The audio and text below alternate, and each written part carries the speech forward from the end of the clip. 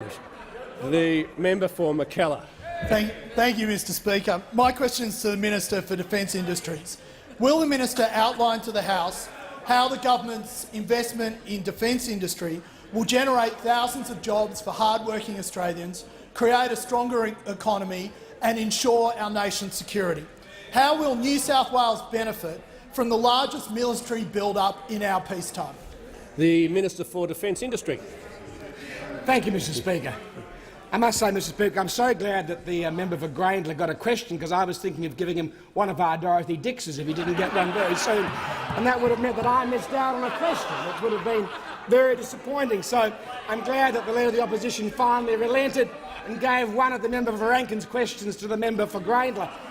But I digress, Mr Speaker. I'd like to thank the member for McKellar for his question, Mr Speaker, because I wasn't long ago in his electorate where I was marking the millionth part created for the Collins-class submarine by H.I. Fraser, a manufacturer in his electorate.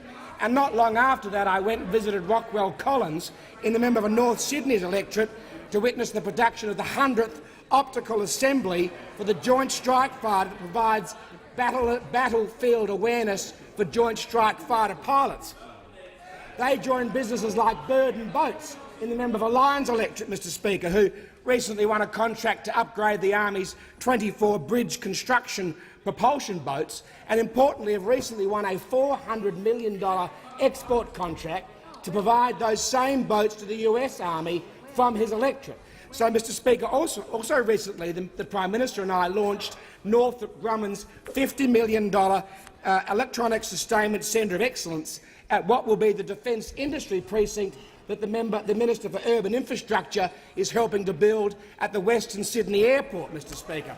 All of these projects, whether it's in Lyons or North Sydney or McKellar or in Western Sydney, and there are many other projects just like it, all of them, Mr Speaker, are using the defence industry budget to drive jobs, to drive investment, to drive high-value jobs in high technology, advanced manufacturing, Mr Speaker, helping to make real our largest military build-up in our peacetime history, Mr Speaker, which of course stands in very stark contrast to what we saw on the Labor side of the House when they were in government and managed to reduce spending on defence to 1.56% of GDP, Mr Speaker.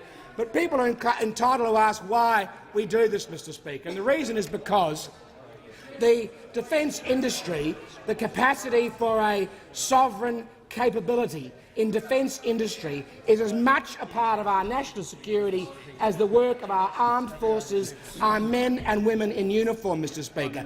They are a pillar. They are a pillar, Mr Speaker, in the defence of our nation. And as the Prime Minister said today in his statement on national security, the safety of Australians at home and abroad is the #1 priority of any successful, sensible and serious government, and that is what this government is delivering.